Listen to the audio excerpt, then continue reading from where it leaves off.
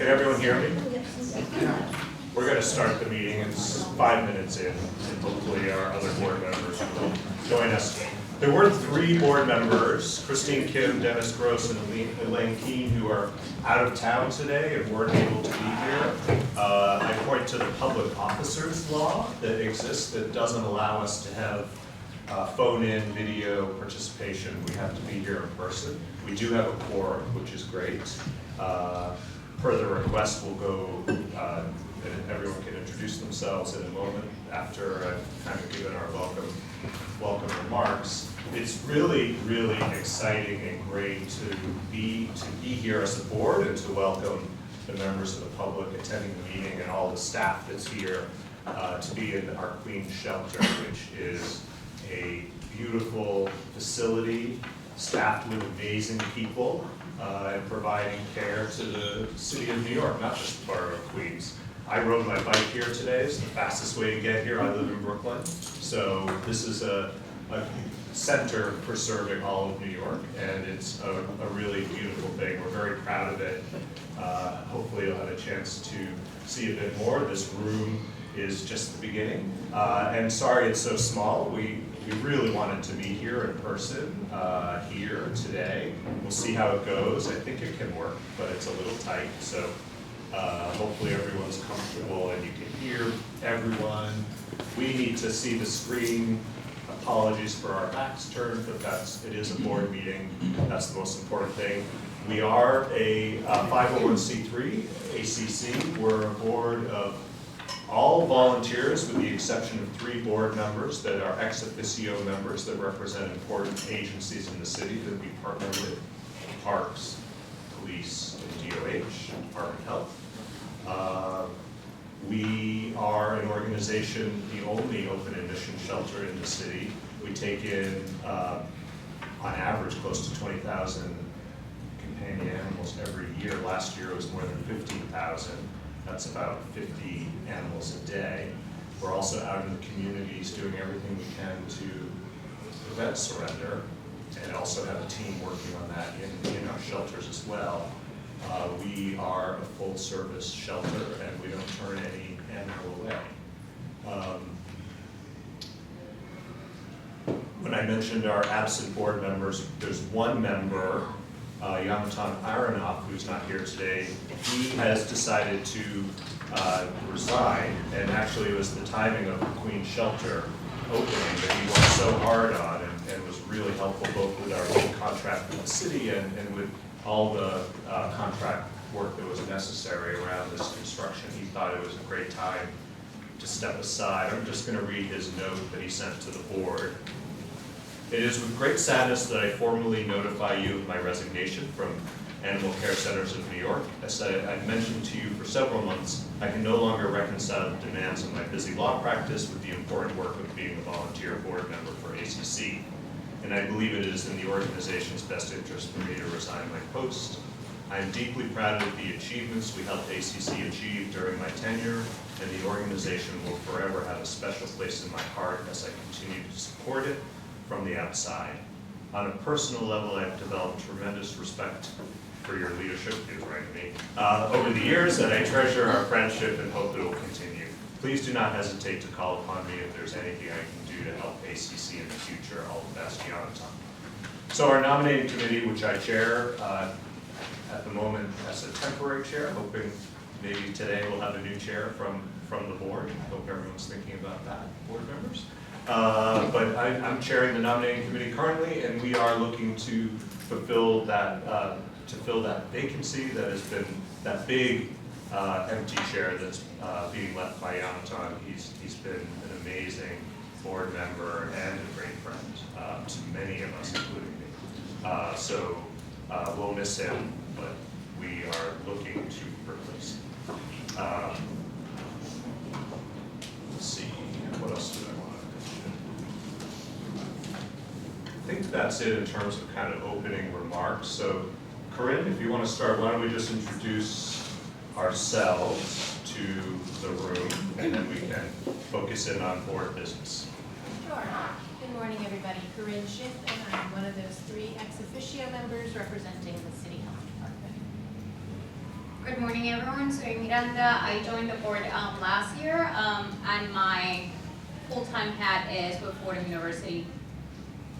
Hi, I'm Sarah Oquin. I'm another ex officio. I'm the Chief of Education and Wildlife for New York City Parks, and I represent parks. Hi, Sarah, you get to say hi. Hi, sorry I'm a little late. Glad to have you. Hey everybody, I'm Jason Power. I'm a board member. I'm also the treasurer and the finance guy in New York City. Hello everyone, I'm Leah Simpson. I'm also a board member. And I guess my full-time hat job role is I work with the Human United States in their Pet Select program. Good morning, my name is Adrian Ashby. I am the third ex officio member and I represent the police department. Good morning, my name is Neil Abramson, and I am a board member. I am also, my full-time job is I'm a labor and employment lawyer in Manhattan. Hi, I should have introduced myself first. I'm Patrick Nolan. I'm the chair of the board, and my day job is publisher of Penguin Books. And let's move to board business. May I have a motion to approve our minutes from our June meeting? A second? All in favor? The minutes are approved. We now will move to fill our board leadership for the current year, as well as committee appointments. For the chair, Patrick Nolan.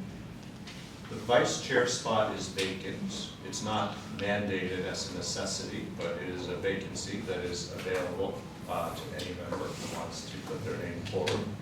Treasurer, Jason Power. Secretary, Jay Cool.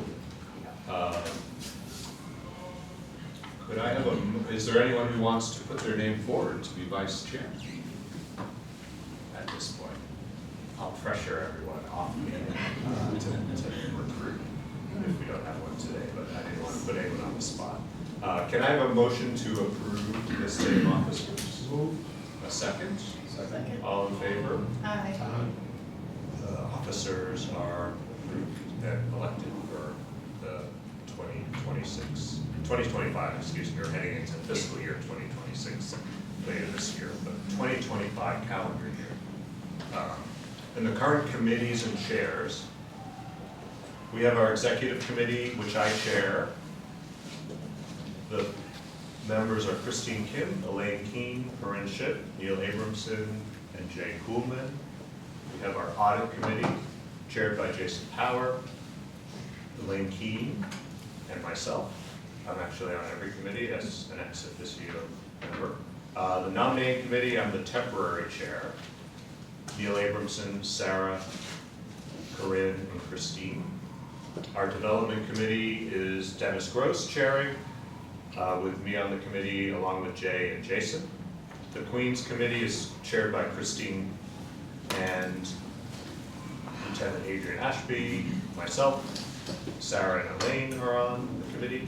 And then we have a new committee for 2025, getting ready. We'll hear about our Bronx shelter construction soon from Alex.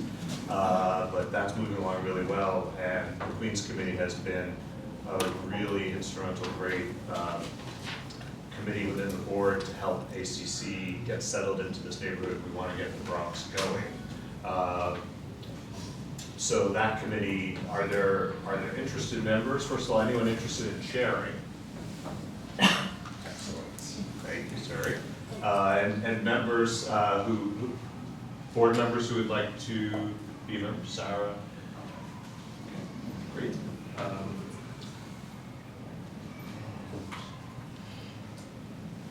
Anyone else? I'll be on it automatically.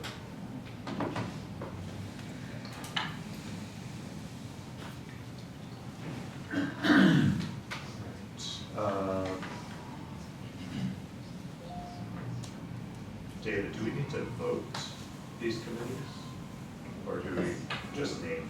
What's the question? Do we need to have a vote of the board establishing the committee membership, or we just name it at the meeting? You can just vote. Okay, let's vote just to be sure. Can I have a motion for the slate of committee members? Motion. Great. Second. And And all in favor? Aye. Okay, excellent.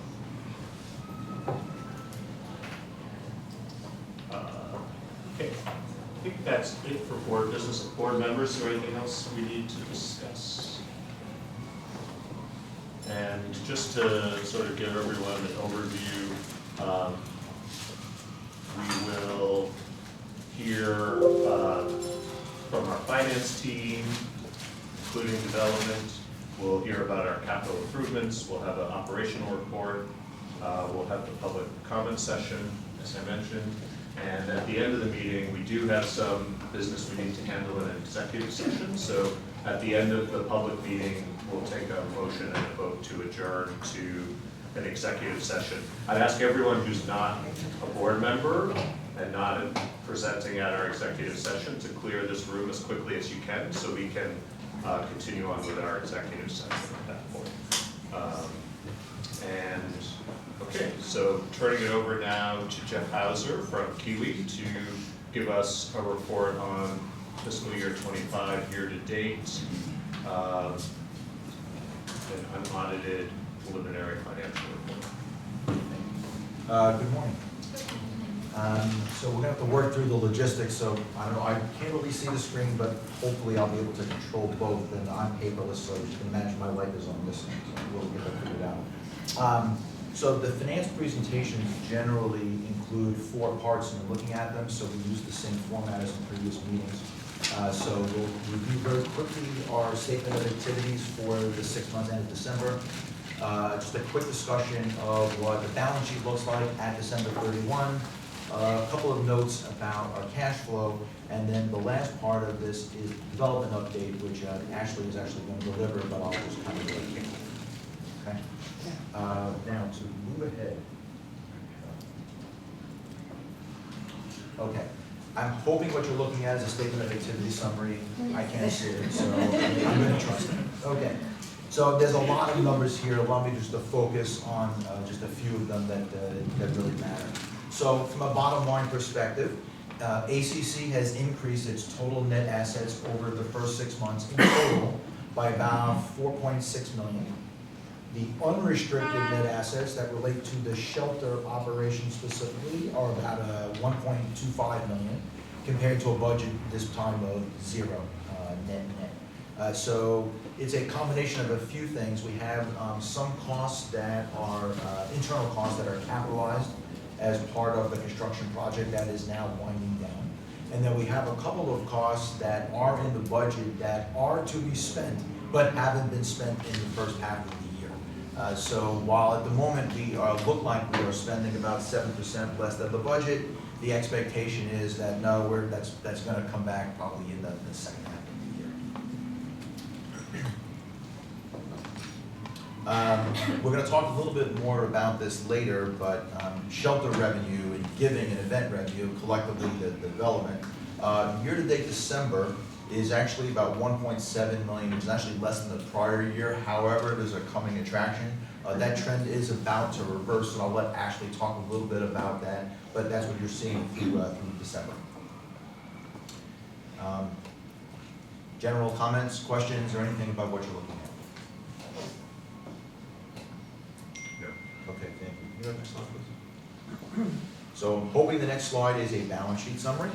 And if it is, the format is on the sections to the left, we have essentially it's 2 balance sheets that roll up into the combined ACC. The shelter operation is the first column, the 1906 construction project is the second one. And so the combining of the balance sheets is again the left half. And then the right half just compares what the unaudited balance sheet looks like in December compared to June. And as I just mentioned, the balance sheet for December is continuing to improve the balance sheet in June based on the activity thus far. So ACC has about $23 million of net assets as of December 24, of which about $10 million related to the shelter operation. And of that is about $3 million, which is temporarily restricted for use after December.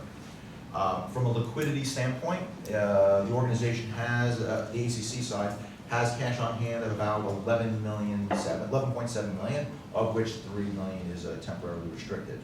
The organization is doing a great job on invoicing. and the city has been great with timely approvals of that. So the AR, less outstanding advances, is actually a negative number, which is pretty amazing. November's, which at the time was outstanding, has been paid. December, I believe, is pending disbursement. So that is about as good on AR collection as you're going to get. Then the other thing I mention every meeting, but it continues to get better, so I'll just continue to mention it again. ACC owns a portfolio of donated marketable securities. The total basis for the whole portfolio is about $315,000, and that has grown now to about $636,000.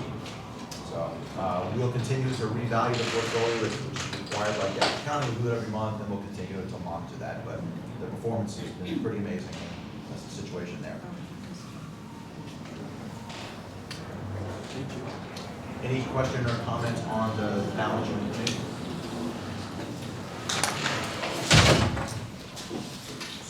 Next page. Very short. The next statement is a cash flow summary, hopefully. And this is basically formatted the same way as you saw the balance sheet. So the sections on the left relate to the shelter operation, the 1906 flushing, and then the sections to the right just compare what the unaudited first 6 months of cash flow looks like this year versus last year. ACC has generated about $9 million from the operating activities in general, not including the construction project. One of the items that is helping cash flow in the first half, but now gets reversed in the second half, is we do receive an advance at the beginning of the year, between 25% of our budget, which now has to get recouped. So things are looking good now, a lot of cash, but some of that cash is not going to start to get recouped. But in general, that is a healthy cash flow situation. Any questions or comments on the cash flow summary? Okay.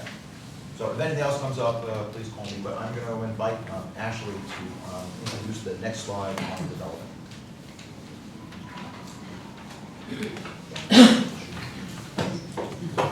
So before Ashley gets started, I want to introduce her because she is one of, or maybe the newest member to our leadership team.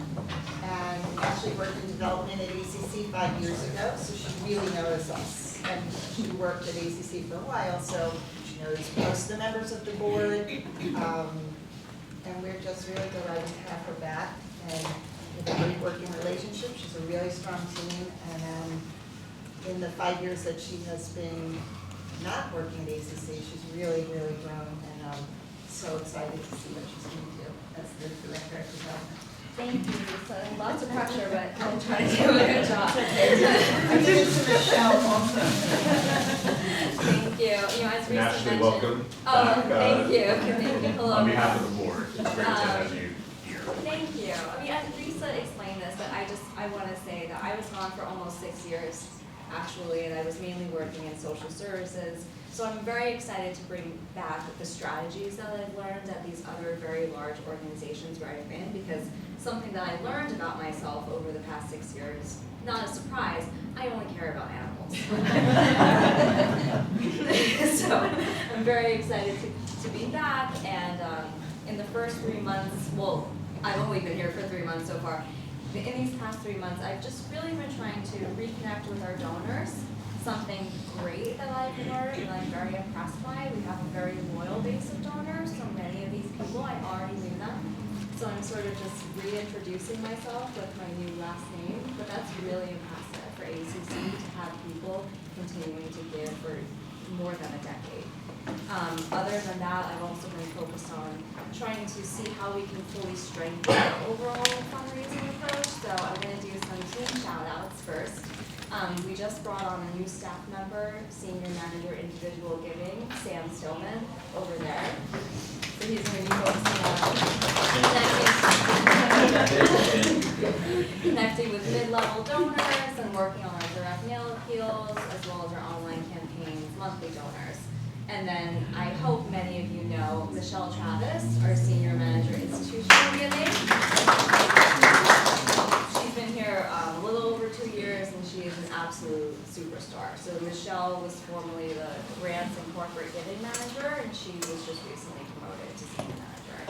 And then I have a fourth person, Nicole Kim, who is our development operations manager, so she makes sure we have all of the data to continue on. She manages our database, does gift processing, things like that. Okay, so with that, now we're 4 people, so I feel like we're setting the tone, we're setting the pace to have a strong end of this fiscal year, as well as prepare for next fiscal year. As you can see on these, yeah, just checking. It's on my screen. As you can see from these slides, our FY25 goal was 3.6 million. Halfway through the year, we're at 3.6 million. It's, yes, thank you. I can't take all the credit because I've only been here for 3 months, but I want to go through just some highlights on these lines. So for institutional giving, you see that we're at 2.8 million. We recently received a $1 million investment for Campaign for the Future from the Emma and Virginia Bloomberg Foundation, which is a huge accomplishment. This comes after years and years of cultivation and stewardship, mainly done by Risa Weinstock. I'll talk about it. It started even when I was here 10 years ago, but we're thrilled for that. That's associated with naming rights at this shelter. We're still working out the details, but we're very happy to be able to announce that today. Also in institutional giving, we just received $925,000 from the ASPCA, which is $175,000 increase from last year, so we're very happy about that. And I guess I'll mention it.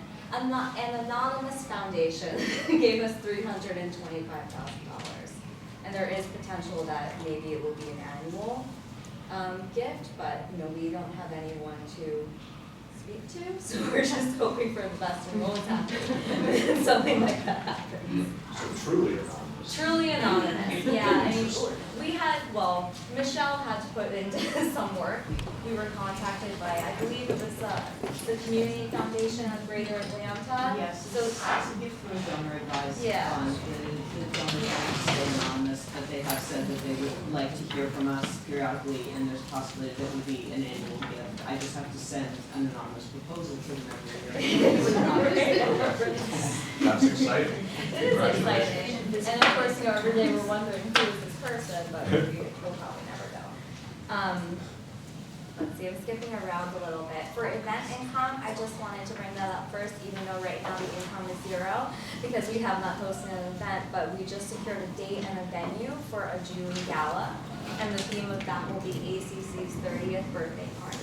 So it will be a gala, but we're going to bring some fun to it, dogs and birthday hats and things like that. Well, that's what I'm looking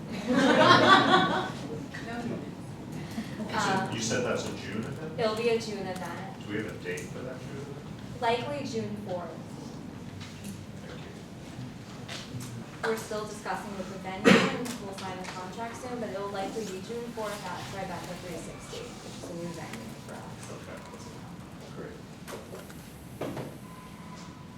And then back to individual giving. We're doing really well there, and as I mentioned, we have a strong base of donors.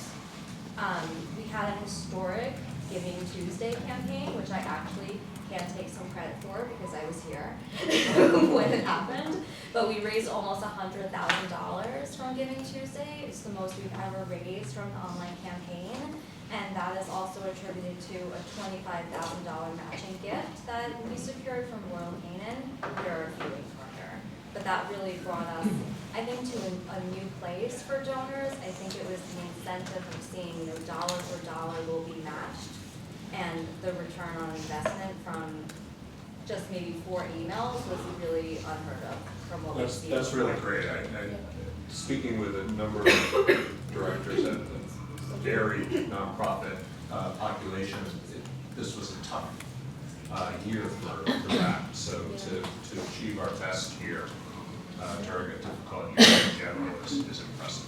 Yeah, I think it really excited our audience to see a match. Because the audience, for the most part, has remained the same. last year, our end of year appeal coupled with Giving Tuesday raised less than just what Giving Tuesday raised. So I think that's really something we have to think about moving forward and gaining that corporate support to have a match. That's great again, because yeah. it's just such a distracting moment, and to get through that noise and have that success is amazing, so congratulations.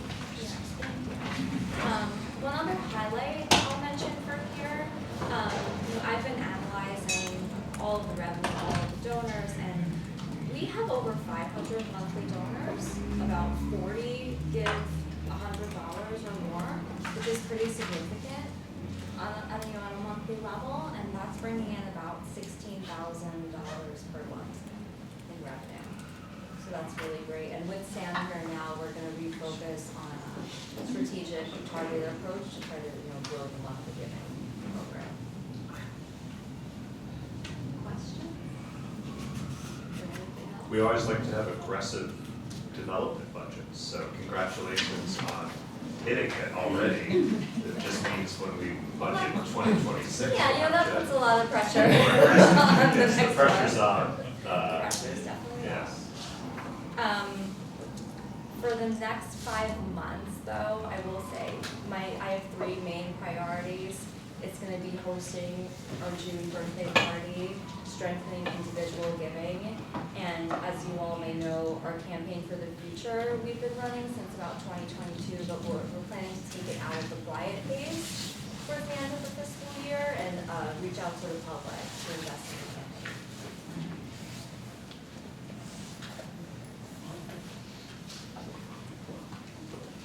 Thank you. I had like a momentary brain freeze, and I apologize to Elena, because we had talked about asking if there's anyone for each committee who wants to join. And I got you on the Bronx, but are there any other committees you want to be on? Or anyone else too? I guess I can do nominating as well. Awesome. Anyone else? Jay, welcome. Great to see you.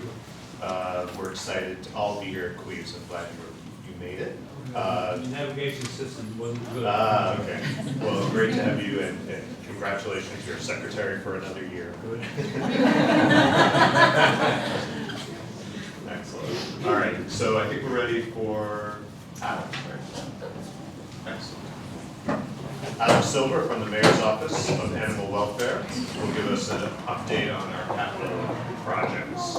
Thank you. Hi, Alex. Hi. Hello, everybody. I'm so excited. I just want to echo what Patrick said about how wonderful it is to be here at the Paul Malone Queens Animal Care Center. I don't know if it's the first time for any of you, but hopefully it was as cool as an experience for many of us, that when you come and you see this just massive building and just beautiful state of the art. I'm just so thrilled that we're all here after years of showing slides and talking about it, and we're actually standing here, so that's very exciting. And today I'm just here to present about the other exciting projects. Manhattan Adoption Center, some of you may have seen, the Bronx Full Service Shelter, and the Brooklyn Shelter, which is undergoing a total renovation. So, in October, we unveiled and we had a ribbon cutting and grand opening for the Manhattan Pet Adoption Center. So this entrance is on 109th Street. The Manhattan Care Center, everybody probably knows, is on 110th. This is just around the corner. Very excited that Deputy Mayor Joshi, Deputy Mayor of Operations, was here. You can see her presenting. She came for the ribbon cutting. The cat, you can see, is the cat in the window. One of our dogs one of ACC's dogs in the kennels. If anyone hasn't seen it yet, definitely encourage you to stop by. You can see a little bit more of the inside here of the dog kennels.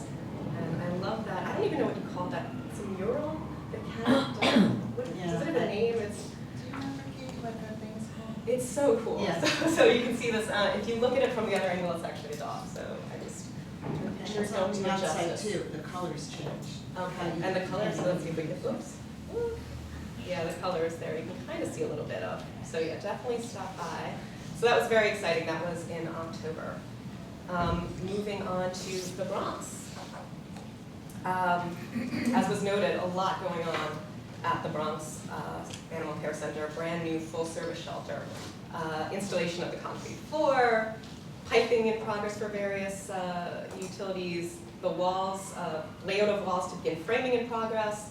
You can see some other updates here. Substantial completion is expected in fall of this year, with an opening to the public expected spring of 2026. So to see a little bit more of what's going on there, you can see the steel structure and what's going to be the dog run courtyard. And again, as I always like to do, what we're going for.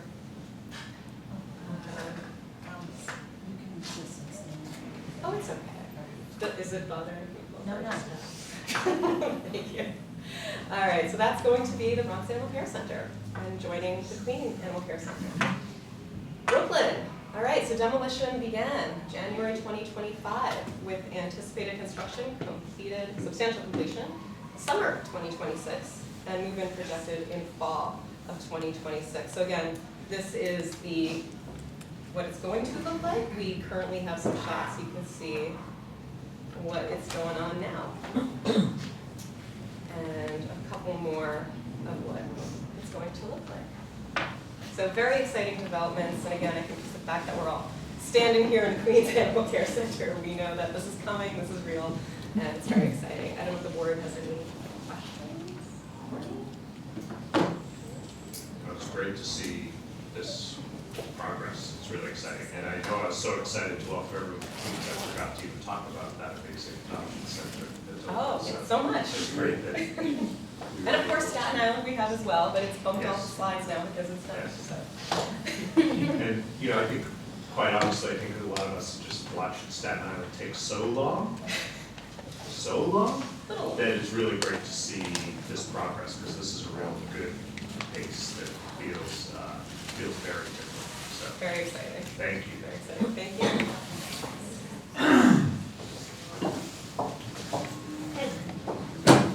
All right, Teresa, you're up. Stand to the side, just for a few of these slides. All right, so here is our spokesmodel. We try to find someone in our population that needs adoption, people. Here is Casper's info. This dog, if you see in the top right, has been in care over 300 days. So, Mario, don't smile. You have to be sad because 300 days, no. And we have a lot of dogs in care in the shelters over 300 days and in foster. And this really, as beautiful and feel good as this looks, and I love the description that the fosters provide, which really helps a potential adopter know what they're getting, much more information than you get from the shelter. Certainly the living environment, really important. But it's over 300 days and he's not placed. And this cover model speaks volumes about what is happening at ACC, and we always talk about in animal welfare generally, because we want to make sure, are we doing something or not doing something that makes us the outlier, and we're not. There's just this something across the nation where dogs are really not moving, and we all see on Instagram great little puppies coming from the south, and everyone's getting adopted, and we embrace that too. They're coming from horrible places, but this is our pain, and we kind of say, in a selfish way, like, we don't love our fiscal year, so our programs team, and you'll hear more from Ellen and Robin, we're really trying to focus on just a couple of things, like a couple of bottlenecks, just to push out, instead of seeing the whole problem as there's so many here that have been in care for too long. So yeah, this is a great story. We love to see them in foster. You'll see a slide later about the progress of the foster program, but really, what is this that we can't get these animals to move a little more quickly into adopted homes. So this is my favorite. Is the video going to run? It should. For the video? There's a video here. Do I have to put this in? All right, so last time we met in June, that was the big thing that we were all sort of we had the board meeting, but in the back of our minds we knew in just a matter of days, we're gonna do this huge undertaking of getting everything from Brooklyn. Oh, here we go, I'll keep quiet. This is the day of the move.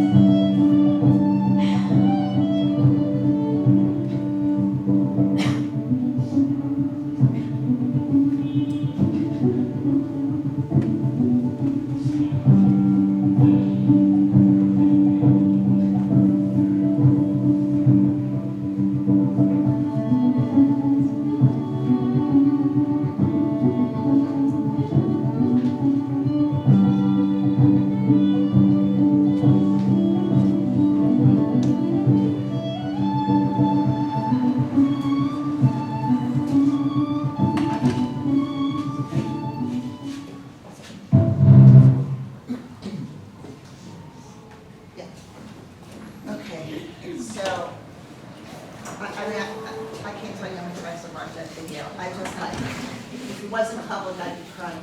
I can watch that all the time because it's just, that was a moment of unbelievable collaboration with our partners, as you see on the, from this video, that the ASPCA played such a big part. You know, they have the vehicles to transport animals. They have always been, since I started, 15 years ago, they've been such a good partner, and our partnership with them has like just exploded. And they made this happen. However, all those people in blue shirts, that was all ACC. The amount of work and the hours, and I mean, not just that day, but that was so beautiful and seamless. And not much editing there. I mean, that was what it looked like all day long. All those cats and boxes outside with numbers and where they're going to go and the logistics and the planning. The team was unbelievably great. And when I look at it, it's just a constant reminder of the quality of people who do work here, who really can pull it together. That was like a moment of truth for us. Can we do this? It was make or break. Because if one thing went wrong, it was all going to go wrong. And it was like, it was dominoes, and it was so seamless. One person who we acknowledged and sort of surprised her, but the person who really just thought this thing so well and took it on her shoulders is Tara Mercado, who's our Director of Shelter Operations. She's not here today, but, and then everybody else who followed. And it was like from leadership to staff, it was just great. And I really, if you can find this online, you should keep watching it, because it just reminds you that it's a lot of work that goes into it. And that was a beautiful day, and we're really hopeful that all the following days in Queens continue to be like that. But of course, just like the first slide I showed you with Casper, it's not all happy. We did have this really beautiful, happy moment. Everybody played a part in it, and I want to thank the community and all our partners that helped us get here in this space. So thank you for indulging me with that video. I could play it again. Yeah. In the interest of time, I'll just move on. Oh, sorry. Almost got you. Okay. So let's talk about intake by source. And you know, we do present these slides every 6 months because it's important. It's just important to like put out there what it looks like, you know, what's coming in. And what we're seeing, these, even though we're in the middle of fiscal, that's financial year, this is data for the calendar year, so January through December of 2024. And we're kind of leveling off here. You know, it's like a little fewer, but not significant. We have to understand what the leveling off means. And as I said before, taking these next 5 months, just like let's focus the program seemed to focus, like, find that one thing. What could tweak, what could be improved, what could change, just to sort of get us out of this flattening and also of the daily population that Ellen will talk about. The one thing, you know, it's not a big delta, but in terms of the number of guinea pigs, that second brown box on the top, it went down. You know, there is the guinea pig and the rabbit bill in New York City that you can't sell them in pet shops anymore. You know, maybe it's working. Like we really have to analyze for a while to understand data to say, oh, there's a trend, it's definitely working. So we're gonna keep our eye on that. Of course, you know, guinea pigs is a little, but they do require care. You have to clean, you have to feed, so it is work. It is human hours that have to go into this. So 300 fewer than last year, that's, you know, we'll take that. But it also makes us think, will New York State's puppy mill change things that you can't buy in a retail shop anymore? Will that help with the decrease?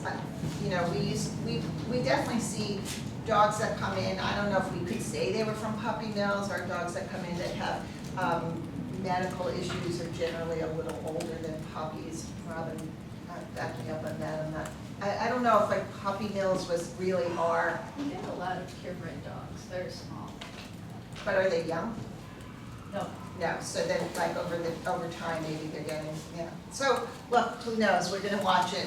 I hope the bill really does something for shelters and across New York City.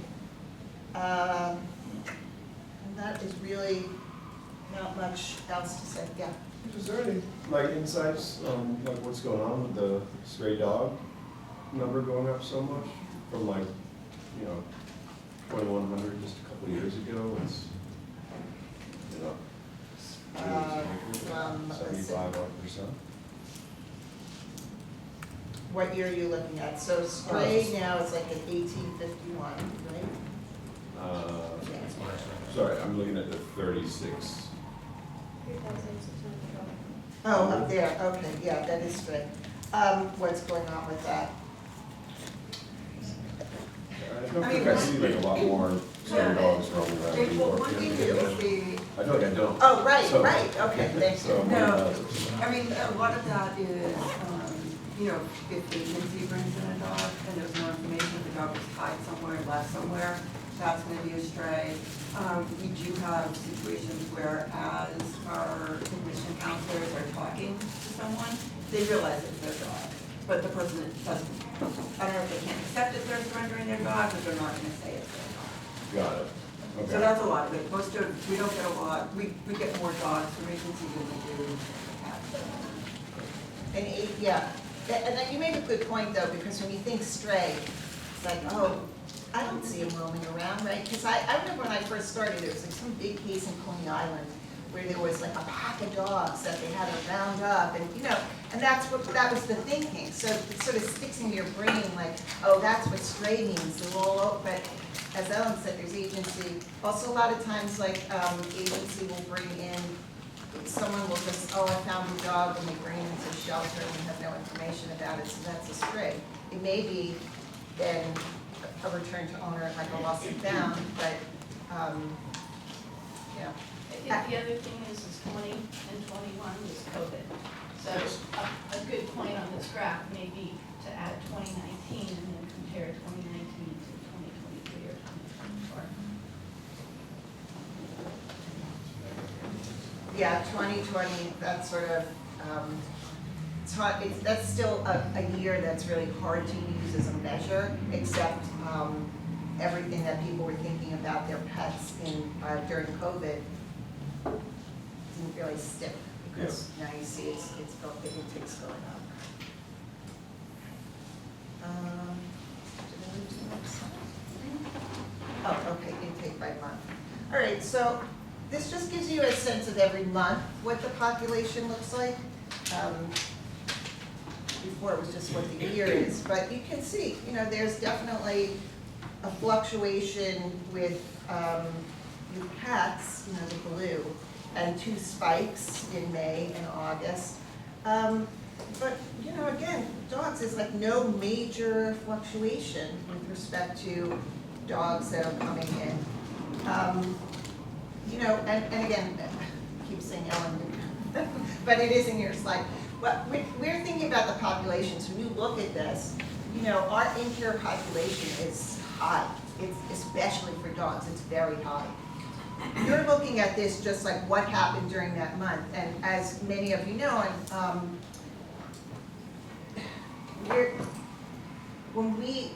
what you see by month doesn't reflect what is in care today or yesterday. So 2 months out of the 12 months, we had to close for dog surrender, but not totally close. It was messaging in March and in November that said, if you have to surrender, we're closed for dog surrender, try these things. Like really, that's what surrender should be. Try, is there a neighbor?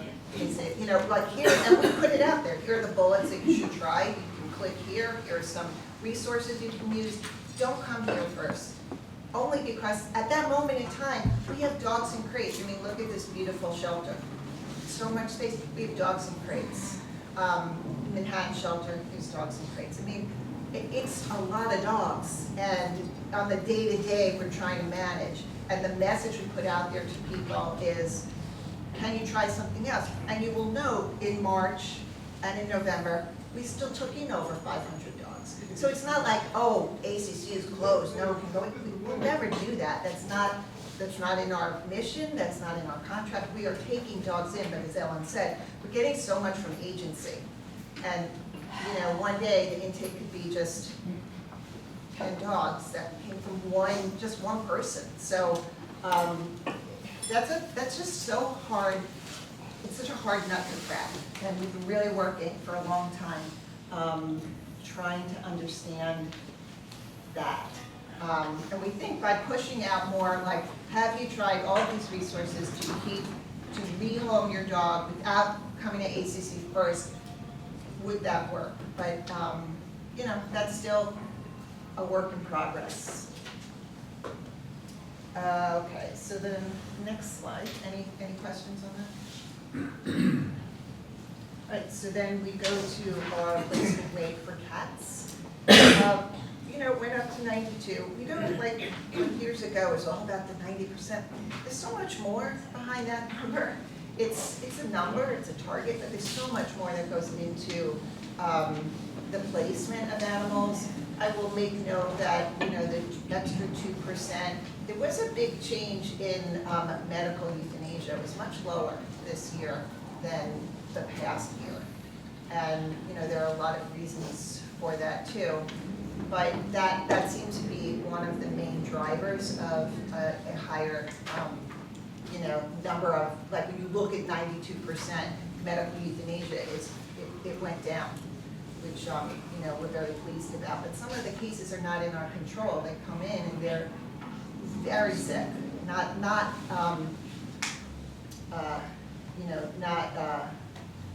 animals that we try to nurse back as many as possible. And then the same thing when you go to dogs, our placement rate flat from last year. And that's part of what we're gonna just take these next 5 months and this rest of the fiscal year programmatically to focus more on.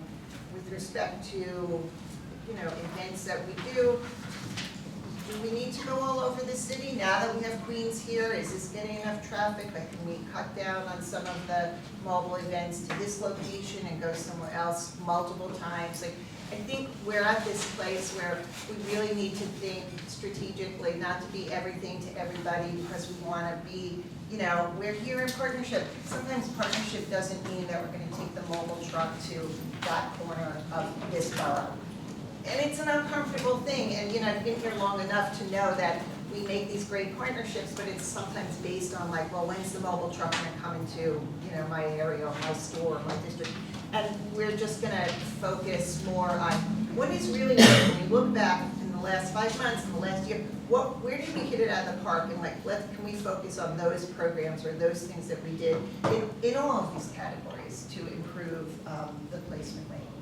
So I said a lot about what is going on in shelter, so I'm going to turn it over to Ellen because the daily population is really what I think most of us, certainly on the leadership team, that's the big nugget that we've been thinking about since the beginning of the year.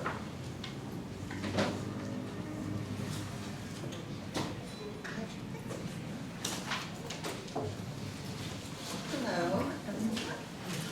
So yeah, we are going to talk now about the population. Just a couple notes on this building. So first off, for everyone, if you look down that hallway, you'll see a cat at the end of it.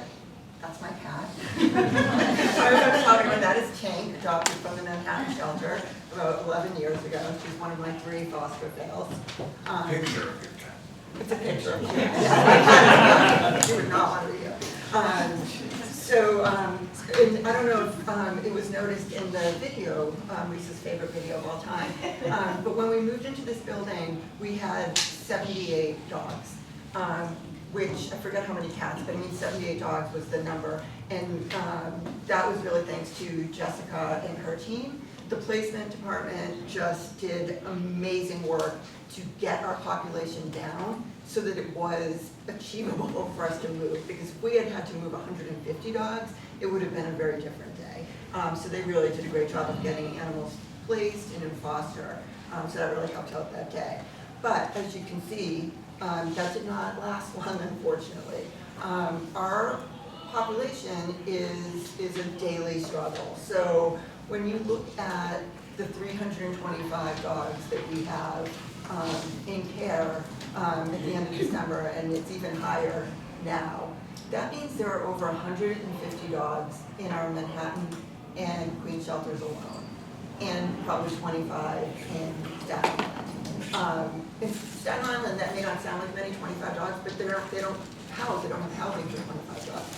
So this number means that all our transfer doors are down, that dogs are in crates, and those crates are in the hallways, they're in offices, and they're in rooms that are not meant to house dogs. I gave a tour recently, and I'm like, this is our kitten nursery, and you open the door, and there's a crate. Here's our ISO, cat ISO, and you open the door, and there's a crate. So yes, we do have all these animals, and we are caring for them, but the stress of that and how stretched thin our staff gets at that point is really challenging. So, you know, as Lisa said, as she showed in the slides, it's not the intake.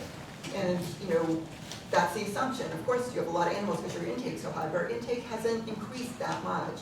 And neither has our placement rate. It's the exact same for dogs. And I am talking more about dogs right now because the cats do still have some seasonal fluctuation that the dogs just really don't have at all anymore. We are just always overpopulation. So, as we met, and we have a team of myself and Dr. Brennan and our directors who reported to us, and we meet every other week, and then they meet every week, and what we've really determined is it's the length of stay. Our length of stay has increased so much. So I know there'll be a lot of people out there thinking, great, keep animals longer, like they're not getting euthanized, but it's not that because our euthanasia rate hasn't changed. So something has to give here. We all know the less animals that are here, the better off the animals here are. So that means if we can get down to the number where our transfer doors are up, where our staff have more time to do all the things they need to do with enrichment and getting the dogs out as much as possible, that, you know, we're going to have less illness. We're going to have, you know, just a better overall situation for us. So looking at length of stay, we have really analyzed the factors that contribute to that, and there's quite a few. I mean, it can be everything from record keeping and, you know, not releasing holds in time. A couple of our major factors that we're looking at is our spay-neuter staff capacity. You know, it takes certain staff to do spay-neuters, and we don't always have them. They're not the easiest positions to hire. And also transport, which I'll talk more about, but we do transport a lot of our new hope-placed animals, and that's challenging between hiring people and vehicles, et cetera. So having kind of analyzed these, we're starting to put action items into play and setting goals, and it's really an organization-wide effort. I mean, it's really something like every department can help.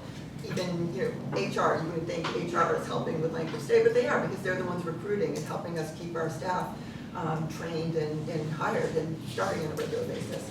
And then Dr. Brennan has spent a lot of time working on what our best measure is for length of stay, because there's a number of different ways to look at it, and she's worked with Dr. Ng at KOH, and we're about to settle on like the one calculation that we're going to use to mark this going forward.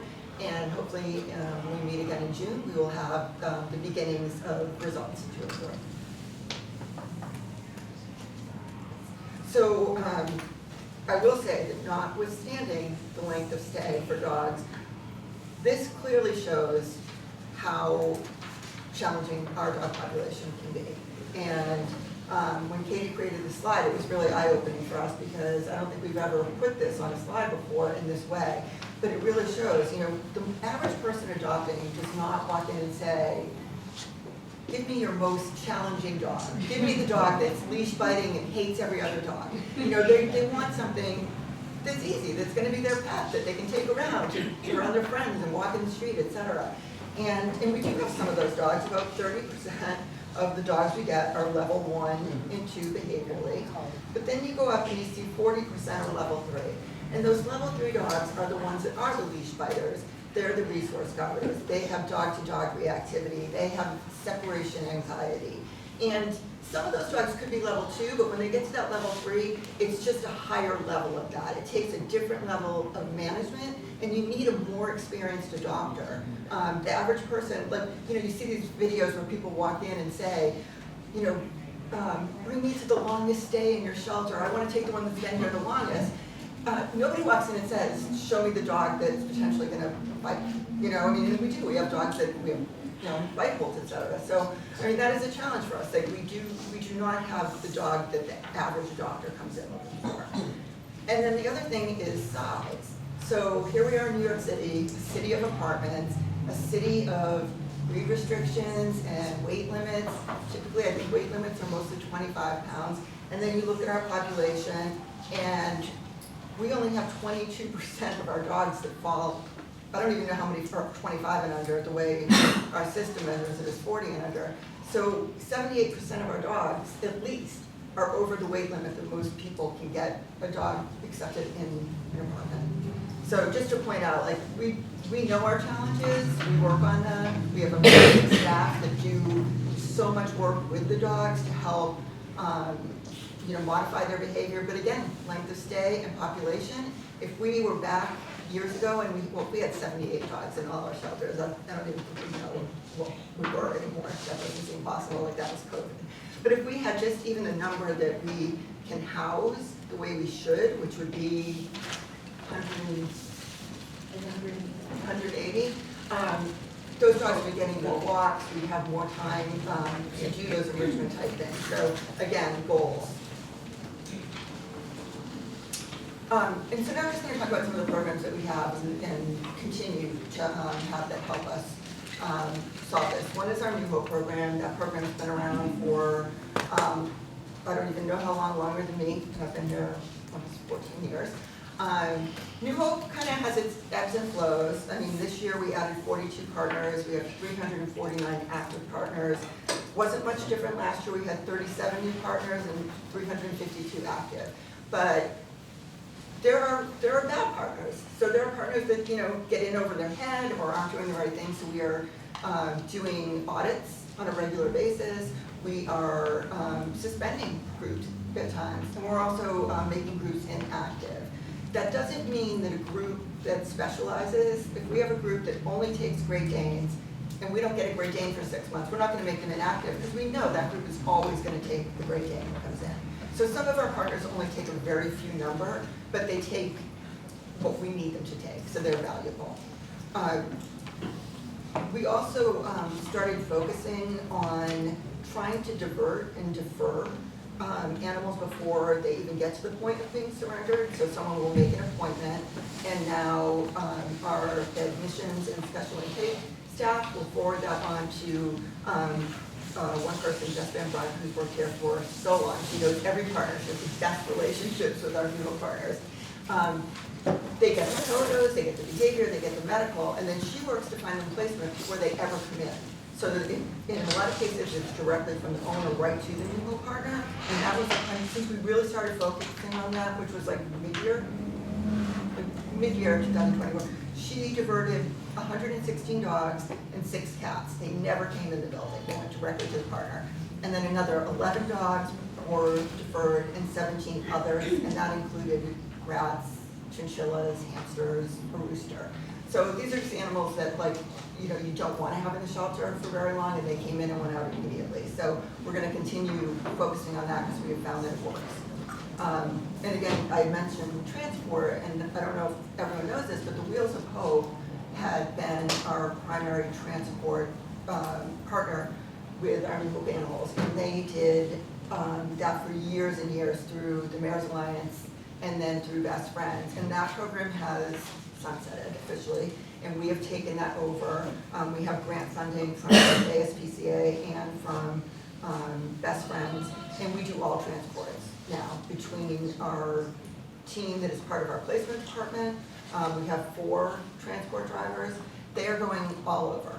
They are in Massachusetts, they are in New Jersey, they are Long Island, they're in New York City, our field team. We're hopefully transitioning out of that.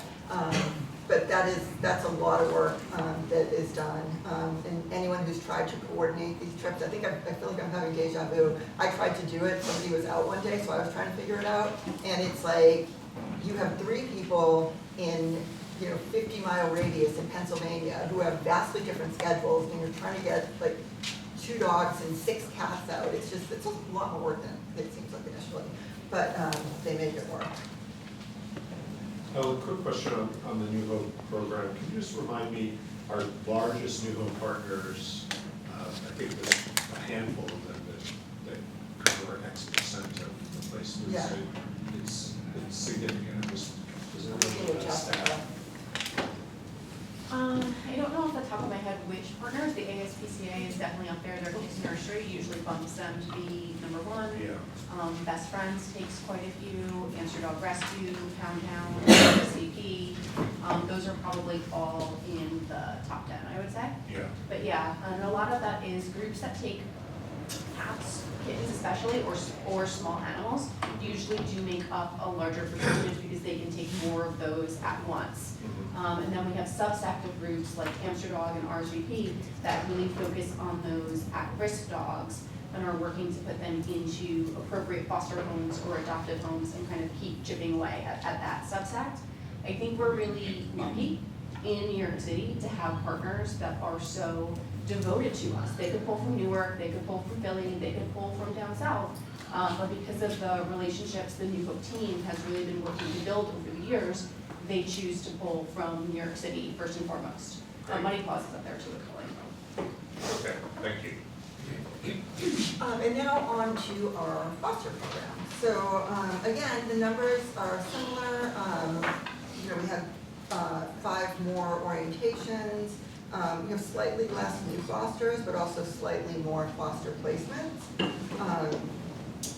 One thing that we focused on quite a bit this year, like the past couple of years, is foster to foster kind of placements, which is when if you're fostering and you are going on vacation or you have something going on, as opposed to the animal coming back to the shelter, another foster kind of takes over for those days to keep the animals from coming back. We got to order here a little bit. We have dentals. We have a partnership with Heart of Chelsea, and I don't know if this is on your calendar, but it is National Pet Dental Health Month. So that is one for everything. So they've been a fantastic partner. They give us, they've done free surgeries, they've done steep discounts. Every February they do a thing where they put, I think, $100 or into an account for us. So every member of the public that gets a dental for their pet, they put $100 in our account for them to do dentals for us. So that's been really great. We did about 12 more this year than last year. And then we're always looking, like Lisa said, we're always looking at like kind of the new thing, the thing that's going to make a difference. And one thing that we came up with was how hard it is for people to get around the city with a dog. And so basically, if you have a dog that you can't carry, it's challenging. And so, you know, we've all seen, I remember sitting through Pets for Life, HSUS presentations where they would say, yeah, that's great that you can, you know, offer these clinics and spay neuter, et cetera, but if people can't get there, how good is it? So we kind of looked at it like that, like if people can foster but they can't get the animal around, like how helpful is that? And so we pitched to funders to get grant funding, and we did get it for lifts. And so now we can offer assistance to the foster to get the animal home, to get the animal back for appointments, et cetera. That we just got renewed funding for that, so we're good for the rest of this year. And that also factors in with our surrender prevention. And then press coverage. Our marketing and communications department is like always getting the word out. So these two examples are just a couple of many stories that have been done about ACC, of course, in general, but also specifically about our foster program, and that was Jessica on CBS News, and then the Gothamist did a story about us.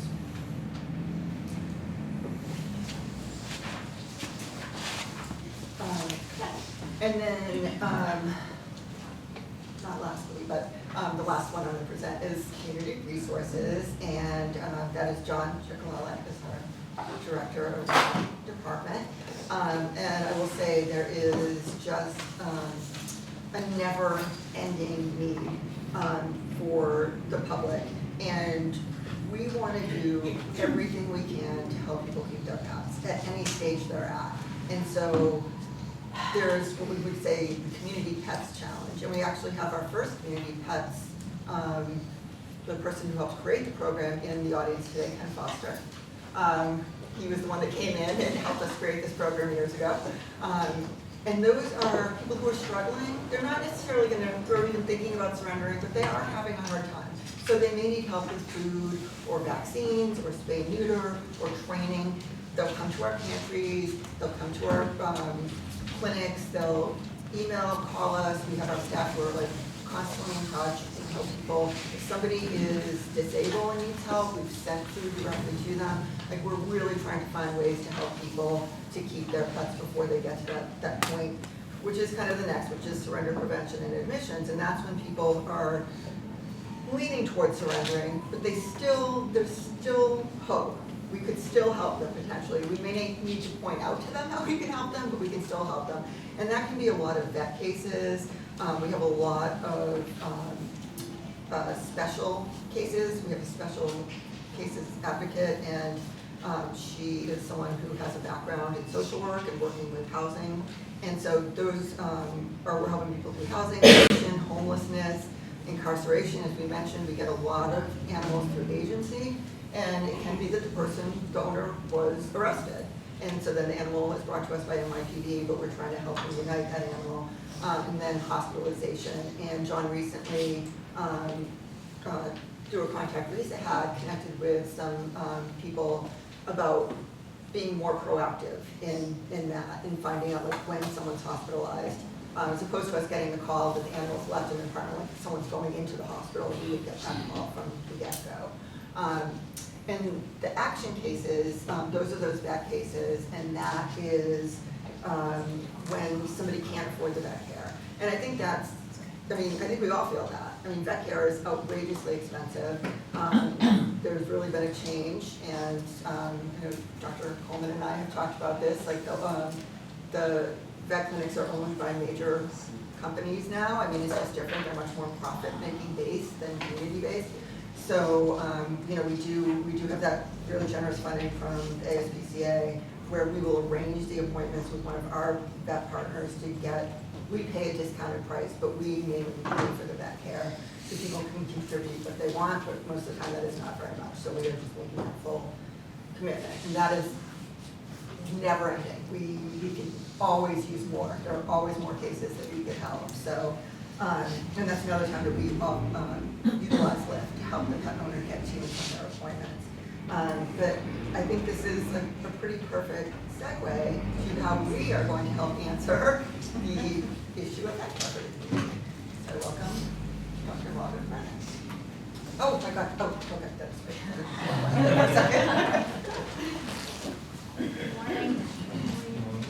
So I want to introduce you to the Queens Medical Center. At the opposite end of this building is a private entrance for the first public-facing hospital/medical center that ACC has run. And as Ellen has just indicated, a very large, a percentage, I'm not going to say large percentage, of people that come to us have animals in need of veterinary care. And a percentage of those are taken into ACC, and a percentage of those are helped by John's team. And those are the clients that this medical center is going to serve. We all know that there is a large number of animals in this city that are euthanized with treatable illnesses for financial reasons. And I want to stop that. I want ACC to be part of solving that problem and helping to keep these families together, because I know when we were first talking about opening this clinic, I had a conversation with John and one of his senior managers, Jamie, and I was talking about what happens when somebody comes to ACC to surrender or to request euthanasia for their animal. And the stories, and this isn't all of them, but these are the ones that get me, it's the family that went to a veterinary hospital in this community, spent all the money that they had trying to get a diagnosis, $1,500, $700, then they're presented the estimate to fix the problem, $5,000, $6,000. These are locked cats, foreign bodies, pyometrics, and those now end up on our doorstep. And they're here for us to either take care of end of life, because they can't even afford to pay the euthanasia bill at their hospital, or in the desperate attempt that we may be able to help them, either by them relinquishing to us. So either way, they've lost their animal, they've given it to us, and spent the money, or if John's team can help them out to fix the problem. So that's the first kind of group of people that we want to help. We want to help John's team to grow their program and use their money, make their money go a longer way. So how are we going to get this done? I do want to be very clear on what we're not. We're not going to be a wellness clinic. This is not a spay-neuter clinic. Okay, this is really specifically targeting these animals that are facing euthanasia for things that we can help them with. The secondary population that will be helped is the actual veterinary community, because I know that if I'm in practice and I'm presented with something that I know that I can fix simply, but if the patient can't afford it, now I'm forced to have a conversation with them about euthanasia. And that's pretty demoralizing as a veterinarian and the veterinary support staff that know that they can help but are being prohibited because of finances. So I think the secondary, yes. So you're describing what happens in the private sector, just to be clear, that's not the conversation that happens inside. Oh, yeah. This is happening when you're taking your pet to the vet. Okay. So now there's going to be challenges with that, because there's way more need than there is going to be resources that we can provide, right? And so we need to approach this very specifically. Will be a referral basis. So our referrals will either come from the front desk out here, or from identified partners in the community. We cannot hang a shingle and have every single person come in. We will not be able to help them. So we want to try to aim to help 2,000 animals in 1 year, and then see whether or not we can grow the program. And as far as this isn't free, we're not giving the service away. What we're trying to do is just pass the cost on to the pet owner of the actual cost of goods sold or goods used in our service. So if a catheter costs $1.50, the client's paying $1.50, not $125 that they would at their private vet because somebody special is inserting the catheter. So we're able to do that through our, basically through DOH, because they're paying the salaries of the people that are working here. So that's not a pass-on cost to the actual client. So we should be able to do things that would normally cost $3,000, a block hat, $3,000 at Blue Pearl. We can probably do that for $350. So, What's the and staff number? What's the planned staff number? 22. 22. What's the breakdown between the veterinarians and vet techs? So, in a perfect world, if I can hire everybody that I want, we're looking to hire initially 3 veterinarians and 6 veterinary technicians, and then the rest support staff. We will also have a licensed clinical social worker working with us, because these people that are coming to us have probably other insecurities and needs that they need to be funneled in the right direction to help. But we also want to make sure that the work that we do on that animal is followed through and they don't drop the ball because of some reason, financial or otherwise. So the things that are going to come to us are basically urgent care, things that you would go to Blue Pearl or Veg for, not regular vaccines or preventative wellness. So just really targeted to the moment, the need of the animal at that moment where they are facing a life or death situation.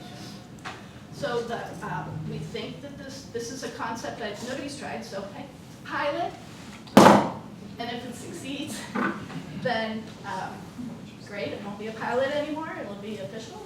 But we want to try it out. No one has a similar model in any major open admission shelter system in the United States. I think many shelters have low-cost clinics associated with that. Yeah. But I think the difference is we're like at the 90% discount and not the 30% discount or 40% discount. So it's substantial, and I think it can actually be profitable, quite frankly. So we'll see. Is it something that we're thinking of packaging in a way for probably like subsidizing it with discretionary funding, thinking of like a city council? Yes, so there is going to be things that the client is not going to be able to pay for regardless of what we are expecting. We're asking any partner that partners with us to not to leave them with some money so they can come and pay for it. Presumably these clients are going to come from a Blue Pearl or a Veg or a place where things are fairly costly. And but if that animal needs a fracture repair, we would pay out of pocket for that. So it may cost us $1,000 hiring that surgeon. That might not be a pass-through cost to the client. So there does need to be fundraising, city council money, anything that can kind of go into a bucket so that we're not going into debt doing this, because that's not a sustainable model. We have to maintain financial integrity. We can't give it away. We're not funded to that degree at all to do this for completely free. So yes, we'll take city council money.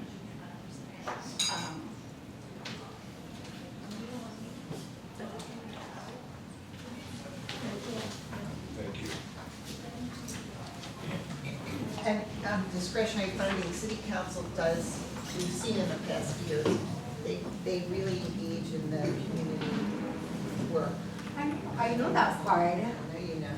So when the Bronx opens very soon, you're going to be cheering that committee. All right, let's turn to just a couple more slides and then we can get to Q&A. On the volunteer side, I want to just point out again, since we're in Queens, and Queens is the new topic since the last board meeting, we just wanted to show that we got tons of volunteers. We got the question the last time about, would Brooklyn volunteers come to Queens, and you already have their own good roster here. And Katie and Jack and the volunteer team have really done an outstanding job. Just on top, the total numbers for the whole of 2024 is up 16% of volunteer hours. and we added 203 volunteers. And what, similar to what Ellen said about Eagle Partners, you cycle through. So if volunteers really haven't volunteered more than 6 hours, if they're volunteering less than 6 hours, it's really not like a big commitment. So we try and add to the team so that we get a good commitment from people who are interested in helping. And you can see in Queens, just from August to December, which is 5 months, we're pretty much at the same number of volunteer hours that we were in Brooklyn over 7 months. So as we finish out this year, I think we're gonna just go beyond that target. And look, maybe this is easier to get to, maybe it's just a more pleasant environment, stuff that we explore, but it's really just the fact that when we opened, we put it out there, we're having Queens volunteer orientation, people showed up. I think that there's a lot of excitement for these new locations, and I think the Bronx is gonna have the same experience. When you look at level 1 and level 2, similar to what Ellen was saying about, level 1 dogs or cats and level 2, as the level gets higher, it gets harder, but what you see is with level 3 and level 2, we have a lot of hours.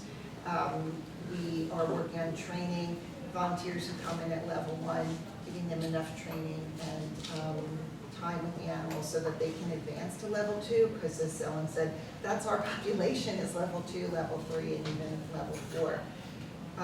Cat companions also over 500 hours, and small companions, guinea pigs, rabbits. So we're really pleased with the turnout for volunteers, and it's always been an essential part of how we get things done here and how we can move forward.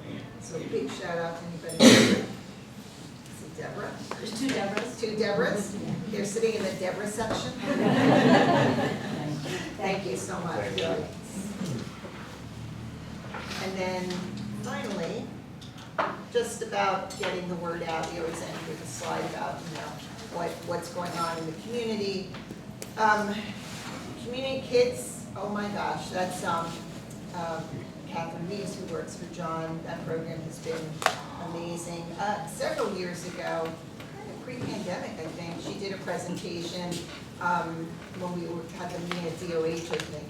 And just since then, she's a one-person wonder. She's really been all over the city, 118 presentations at New York City schools from public to private, all different areas. So we really want to build that program.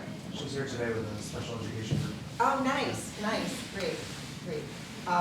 And they use this room often, because sometimes we'll come in and you'll see like pipe cleaners and little wool balls, and you go into that room, it's like, oh, pizza here.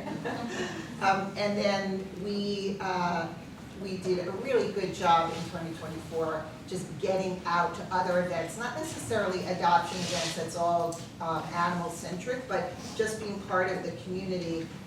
That's a picture of Paul Sanders, who's our Senior Administrator of Governmental and Community Affairs with Queensborough President Jonathan Richards. Paul's been really working with council members, borough presidents, community boards, just to explain who we are, because we've been here, we're going to be 30, and people still don't really know everything that we do and how we could be a resource to their district or their community. And I do want to also point out, our followers on social media continue to climb. There's a lot of great engagement, and we're always always happy to see just the community engaging with us on social media. So even if you're not coming to the shelter, just seeing who we are, what we do, and following us or liking us is always a positive. And all of those are up since last year. And then I don't know if you saw, you probably didn't came in this way, but just a quick shout out to Katie, thinking how do we engage the public? How do we make the shelter experience better? So there's a big kiosk. It's like a very large iPad that Katie and I went to San Diego years ago. Seems like 100 years ago. And Petco Love had some kind of Shark Tank presentation. I think I presented it before about that once. And there it is, it's still, and we won. Yeah. We won seed money for it, and all these years later, we have it in the shelter again. And it's especially great here because it shows so well, and people who come in looking for adoption, you scroll through all the animals that are in Queens, just Queens. And so we do have another one that we're planning to use in Manhattan, but we're excited about getting the word out that way. And then finally, I'm going to turn it over to Patrick because one of our board members, Christine Kim, who couldn't be here today, she lives in Queens. She is the chair of our Queens committee, and she has done so many great things in this community to get people to acknowledge ACC's present. And recently, in December, I think it was, she organized this Woodward Avenue stroll and shared with Patrick how that went.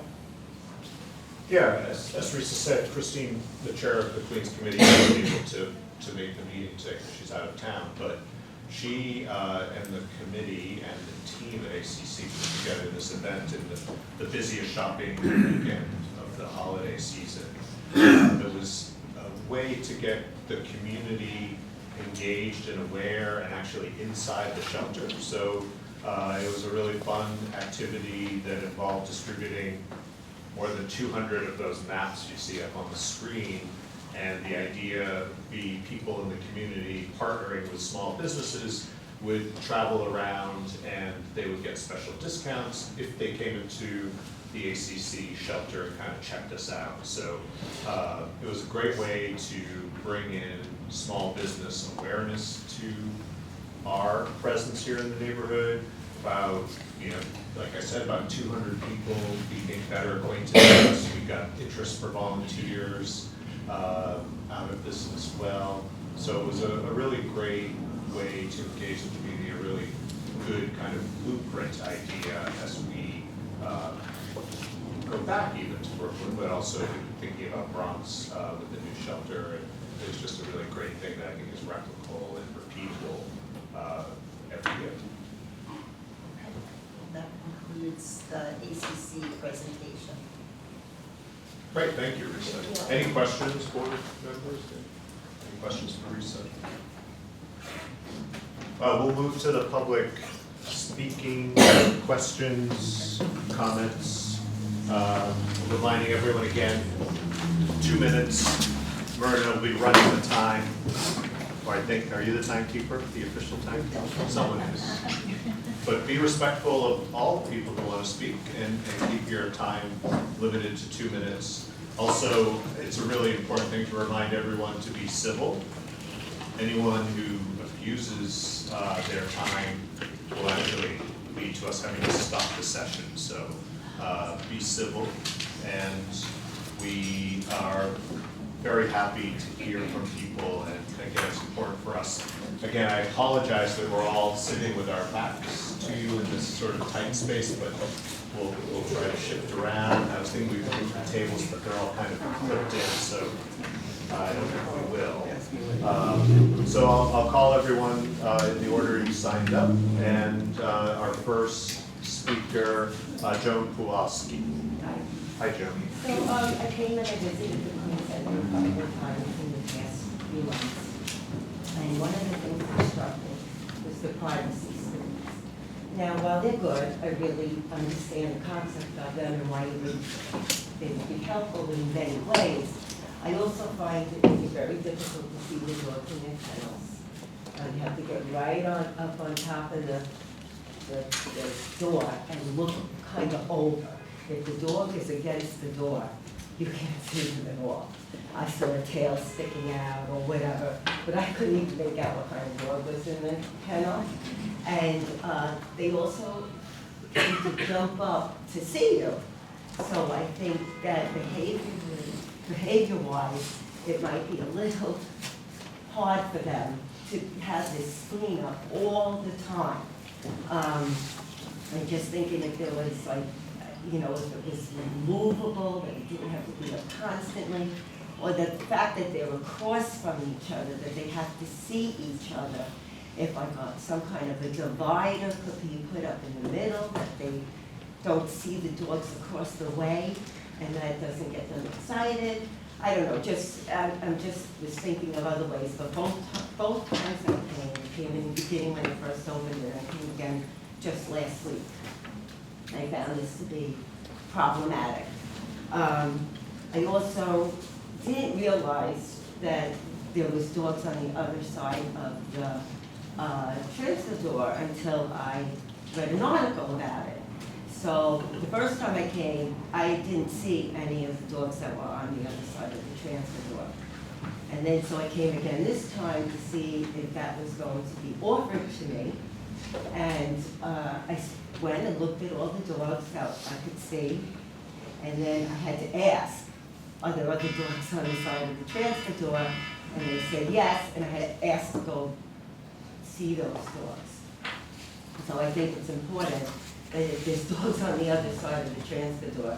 That alarm sound was the 2-minute rule. Thanks, Joe. Does anyone want to address that concern? So the frosted glass is going to be fixed.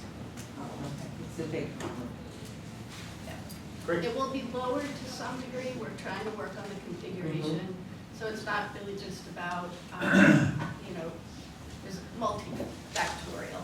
We as veterinarians can't see in, the doctors can't see in. We want to give dogs a little bit of a choice, but we do need to give them a right to also withdraw. So we're, Dr. Tanini, who I did not introduce, she's our new director of shelter medicine. She's working with the behavior team to figure out exactly how low it's going to go, and then we're going to come in and have them unfrosted to a degree. And it would be nice also to have a phone line that people could call up and actually speak to somebody when they. And so to address your other part of it in terms of not being offered to see the dogs on the other side, you absolutely should have been.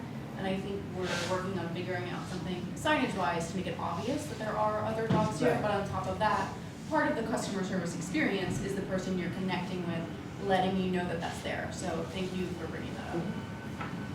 Okay, moving to Deborah Kalish. Yeah, hi. I'm a Manhattan dog companion volunteer. I've got 3 questions. I'll read them all, and thank you in advance for your responses. The first question. To date, the number of canine euthanasias in 2025 is outpacing 2024.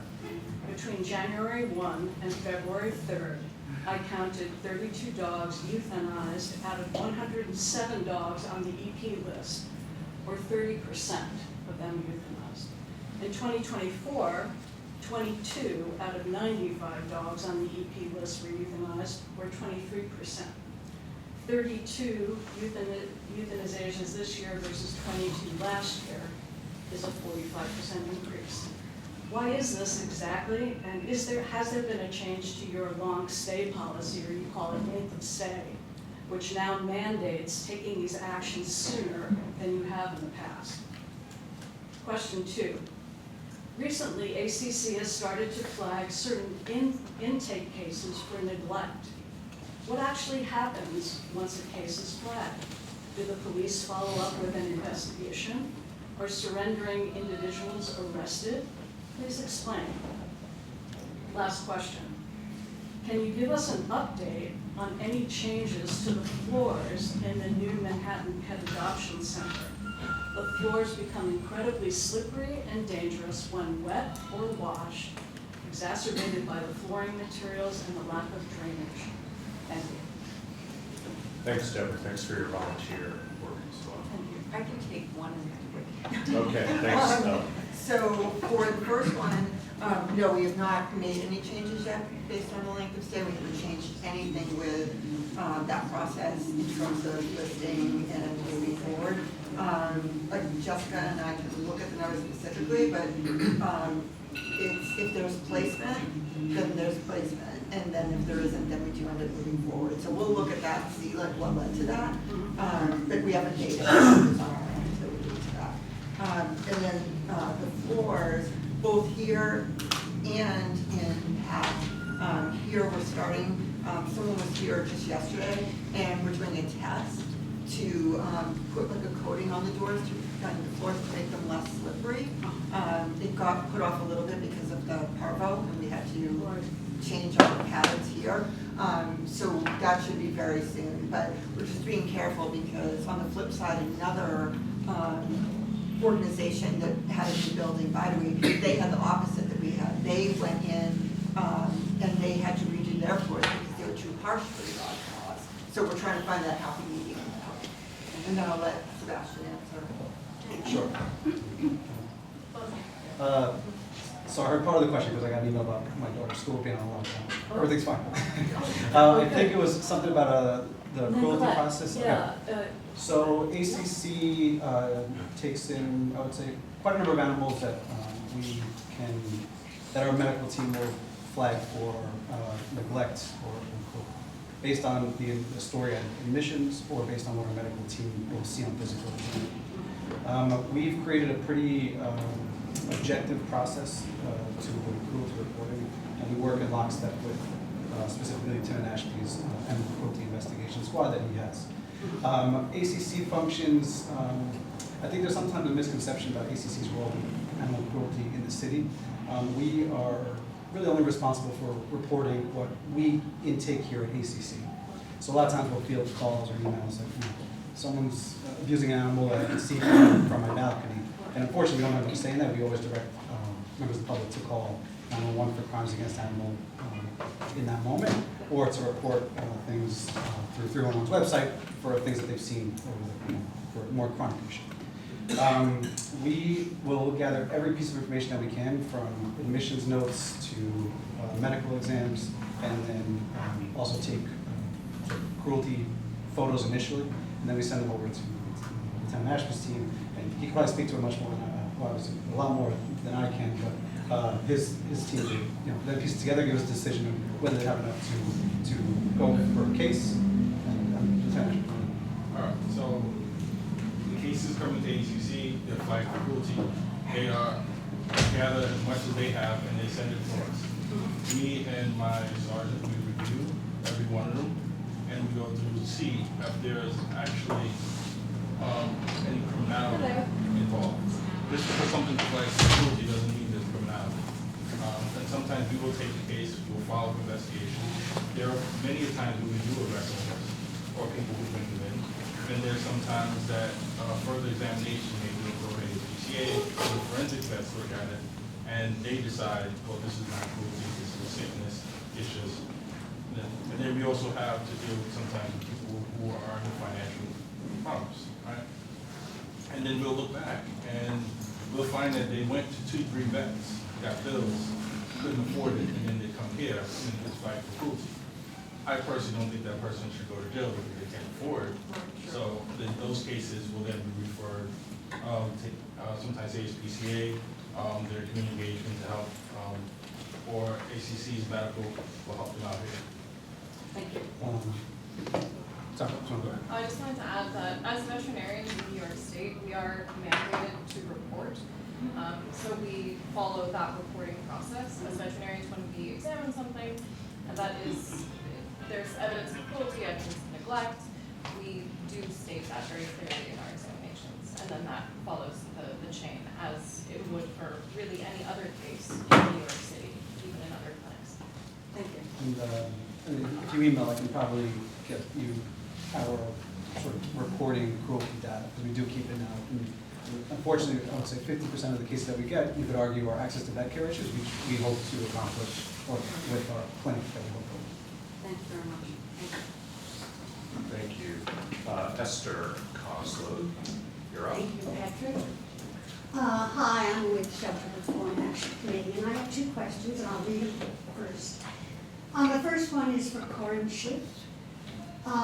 Corinne, you are representing the Department of Health. You are also an ACC board member representing the Department of Health. At the September City Council Health Committee hearing, I know you took in a lot of incoming thought. And there were lots of comments and criticisms about the DOH. And even one lobbyist went so far as to say, which is what Shelter Reform has said for years, that the DOH shouldn't be in charge of the ACC. Because your mandate, the DOH's mandate, is to safeguard the health of people. And the only way that animals factor in, it's not in the mission statement, not the word animals, is if an animal poses some kind of risk to human health. And your environmental health department is somehow in charge of the ACC. So presumably, ACC is an environmental risk, which I don't think is a good fit. My question is, can you explain why the DOH is a good fit to be in charge of the ACC? And the second question is for Lisa. I wasn't here, I wasn't able to be here in June, and my colleague Bill read my question about a logjam of spay-neutered cats in Manhattan. And I was told that I had been misinformed, there was no logjam.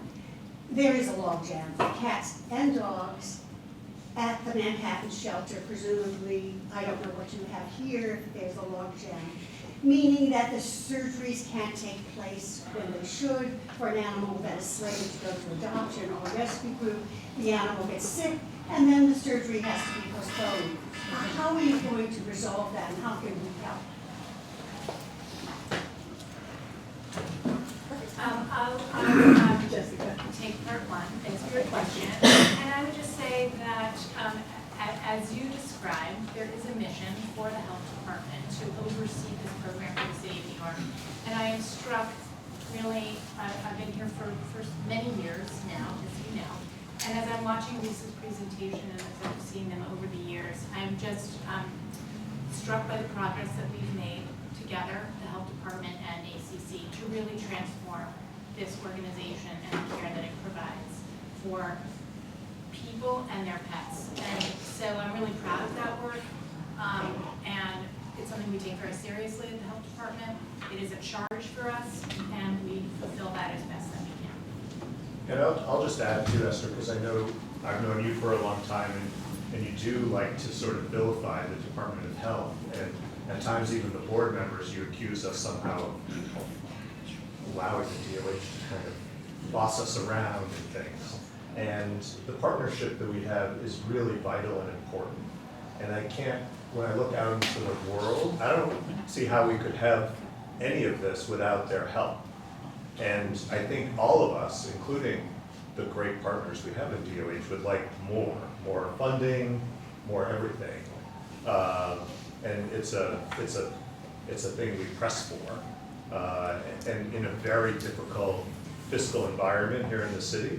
And it's across the country, it's not just here in New York City, these environments. So I do think you make often, and I do this out of respect, but I do think you often overstate that there's this built-in conflict or lack of attention or care. And I think that it's evident in our presentations, but really what's evident is just in the way that we're able to work so well with that agency. So I'm deeply grateful to have Corinne representing DOH on our board and everything that she brings to this organization without any qualification. Risa, do you want to take her other question? Yeah. Boy, the truth is, Esther, I think we've always had a spay-neuter logjam for a long time, so I apologize if I misspoke. I really don't remember saying that that's not a problem. It's across the board. It's not just one shelter, because if one shelter had they have lots of extra time, we would be moving animals. But as you heard Dr. Brennan say, that is one of the things that we have to target, and Ellen said it too. What are the things that are bottlenecks, that what can we tweak? It is a problem, and at City Council, we heard that so many unaltered cats in New York City. We're all struggling. A lot of it is based on available veterinarians and vet care, and I'm going to just pass it over to Robin for a little bit more detail. Yeah, it's a struggle. We have 2 veterinarians working most days. We need 3 in order to have a full surgery team. Those veterinarians need at least 4 support staff around them to be in surgery. So there's a staffing issue, it's also financial. We have a certain budget in that department. If there weren't so many animals there that we didn't have to examine every day, when there's 350 animals in the shelter, one veterinarian caring for all of those animals, it decreases the amount of time that we have to do spay neuter. We are sitting there sort of constantly making decisions. Do we go check out this animal that's vomiting and has diarrhea, or do we do a spay neuter surgery? We're going to go to the vomiting and diarrhea and say, okay, surgery's elective, we'll put it off to another day. However, that's clearly not working. It's adding length of stay days on. The cycle that you have indicated is what's happening. The animals get sick, and then now they're staying double the time. So myself, Dr. Tamimi, and Sebastian have been really trying to just throw spaghetti at the wall, basically seeing how we can figure out to increase that capacity. We're looking to bring in a high-quality, high-volume spay neuter surgeon for 1 day a week. We're putting an ad out, I don't know if it went out today. We're trying to recruit in a different way. Instead of having a full-time technician, we're asking somebody to come in 1 day a week specifically for surgery, specifically for dentistry. We're gonna see whether or not we can root out veterinary technicians that may have full-time jobs, which is typically 4 days a week in the veterinary space, and come to work for us for the 5th day to see if we can build that team. It's a constant Achilles heel for us right now because of the staffing issue. Thanks, Esther. Joan Salako. Hi. I befriended a pet store on Bell Boulevard. They've been there over 25 years. Now they're renovating because of the law. So I went in there, I spoke to them, I wrote to them, I want to work with them. I developed like a partnership with them. I want to know if ACC is going to these pet stores all over New York City to try to get volunteers and pets in there so we can get them adopted. Because I got to be honest, nobody knows you guys. Let me just give you a few instances. Every day at 12 o'clock CBS, they're showing animals for adoption from Best Friends. Where's ACC? It's on Okay? New York One. Well, you know, I don't get New York One because I get Verizon, so you have to get Time Warner to get that. I look in my free newspapers in Queens, and I'm here 65 years. I see North Shore. Where's ACC? If you got some rich people out there, let them donate some money because you have to be exposed. My biggest gripe with you guys, you are not exposed out there. I don't know anything about those shelters, and I come here. If I don't know about these shelters, how is the public going to know? I read the op-ed ads from Elizabeth Farrell in the Daily News. I write comments, letters to the editor, Queens Chronicle. Where are you guys? You got to put articles out there. Let people know who you are, not just like, oh yeah, that other shelter over there. I know you do events in New York City, but there's 6 shelters in New York City alone in Manhattan. Where are you guys? You're in competition. You're bucking the system. You have to get out there and promote. I worked here. I worked at this shelter, so I know what it's like and stuff like that. But my biggest frustration is you guys don't promote yourself out there. Now I want to make sure I covered everything else. Politicians. I went to the thing, you know, that we had. All right. Yeah, no, Board of Health is they're a little bit to blame, I'm sorry.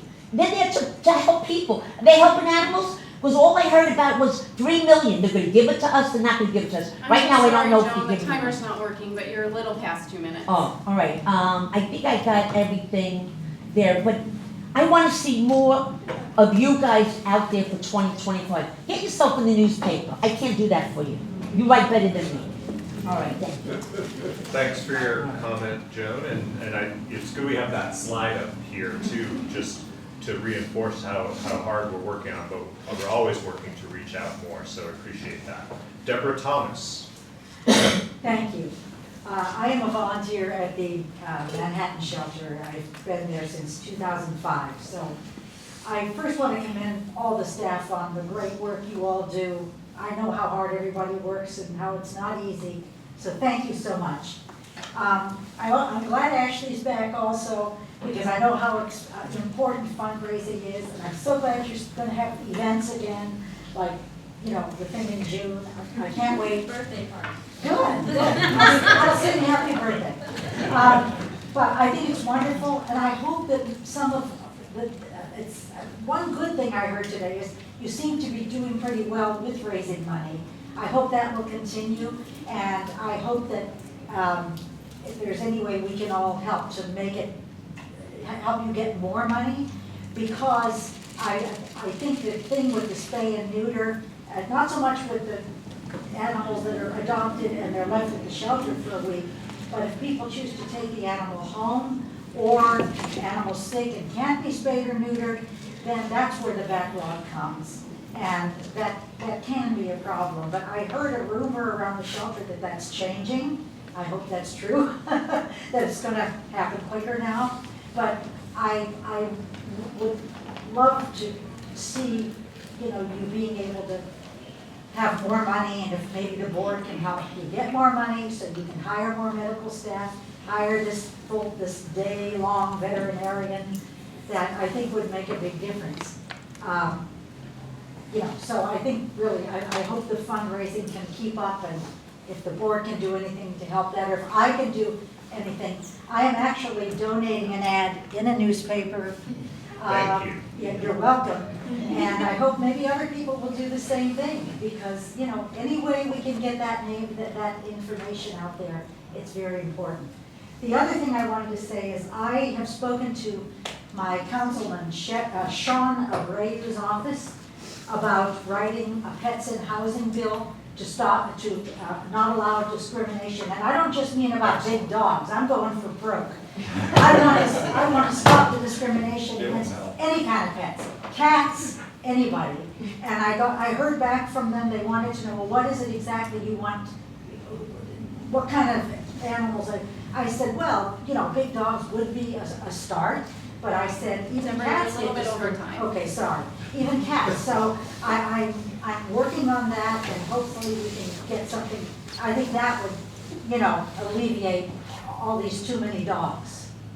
Thank you, Deborah. You're welcome. Thank you for volunteering and for all your energy and enthusiasm and support. You're welcome. It's great. William Sacre, yes. Sacre, Hi, sorry, William, yes. I never get your name right. You're correct, you do not. My defense, you never write it clearly. My two questions are for Risa. And first, at the September Health Committee hearing, I believe, Risa, that was a pretty moving meeting. You said that the DOH gave ACC, I believe, $33.5 million for the fiscal year. And my question is, how much of the $33.5 million was to operate the 3 existing shelters? And I ask because for the past years, I don't believe DOH has increased ACC's operating budget, and certainly to nowhere near $34 million. And secondly, the Manhattan shelter, originally built as a holding pen for animals, not as a proper shelter. And of course, now there's overcrowding, and twice this winter there was no heat. The only elevator has been out of commission. New York State now has a new animal shelter standards law that's going into effect in December. Is management concerned that it may not be able to satisfy those standards at the Manhattan Center? 33 million, so that sounds like, oh, wow, that's great. A lot of it is the construction costs, so there's a lot of cleans in there. Once this is all done, and it also includes the mortgage, so it will look a little bigger than just ops, but Jeff is, okay. So in his slides, he has figures for the operating costs. She was here. I can just jump in. Yeah. Yeah, so the 33 million does include $4.5 million for mortgage, which is having for operating expenses, and DOH has increased our budget. We are now receiving $3 million, which is baseline into our operating budget, which is 14.9 million before this fiscal year, and that is going to be baseline for 2 years. Now we have additional $10 million for the Queens operating, for the operations of the Queens shelter. So. Thank you. And then with respect to the law that's coming in into December, we are very aware, and our general counsel, and from the medical side, Dr. Brennan and her team, they're analyzing the law, every single requirement as it would apply to each of our care centers. Some care centers more than others would probably be a little bit more compliant, but we don't know yet exactly where that falls. And David and Robin have started piecing that all together, and that's a conversation that's ongoing, and we have our eye on that date and on the bill. Thank you very much. Yeah, that's an important piece of legislation that we. You know, as Esther said, the last thing she said is how can we help? Shelter reform, we want a successful policing and safety. There's nothing in it for us, for anybody, not to have ACC be the best that it can be. Agreed. And I must say, some of the innovative things that we're hearing today are very encouraging. Yeah, agreed. So kudos to those of you who are stepping outside of the box a little bit. Yeah. But I would echo the one thing that my colleague down here on the left said. I really think you've got to get out there. And just a quick aside, I belong to a private art club. One of the members got an award from Richmond, Virginia for doing portraits of shelter dogs and had a very successful campaign. I went up to the person and I said, gosh, that's really great. I said, we're really struggling here in New York City. And the reaction was, you are? He had no idea what the situation was here in New York City as far as the challenges that you're all facing every day trying to get these dogs out there. So my point is, anything you can do to get out there and really raise awareness is just terrific. So. Agreed. Thank you, William. And our last speaker, Corel Delmar. Hi everyone, I apologize for having been late. I do not know any of you, and I'm actually here because I have very serious questions to ask in terms of procedures of euthanization of animals. And if you guys are aware of the amount of euthanization that is happening at the shelter currently. I'll quickly answer that was part of the presentation, which unfortunately you missed. So we are aware. But is there anything in particular you wanted to ask? First of all, I'd like to know what the procedure is. How long can an animal stay in the shelter before it's actually put to euthanization? The New Hope Partners procedure. How are you working to promote those animals before they're being killed? Okay. I know probably a more expert member of the staff will answer this question, or Risa will. But I will point you to our presentation, which will be posted. And it's great that we have your email. We can follow up as well. But anything else to add? Yeah, I would definitely. It's unfortunate you weren't here for the conversation. The slides will be online, and you can look at that. But we have the New Hope Partnership, and they really help take animals that are really difficult to place. We do not put a time on any animal. It's all about where are they in that moment in time. Animals can come in totally different and then start to compensate in the shelter. That's the whole point of the New Hope program, to push out more dogs in particular that adoption can't get out. So to answer your question about the rate and all that, that's in a slide. Would you be able to answer me what would be the least amount of time they can stay in the shelter before they're being put to euthanasia? Well, I mean, if there's a medical issue, it could be very quickly. If an animal comes in and needs to be euthanized and is killed by a vet for humane reasons, it could be. No, I'm talking about healthy animals that are viable for adoption, that are not being networked properly, and because you guys are full, are being put down.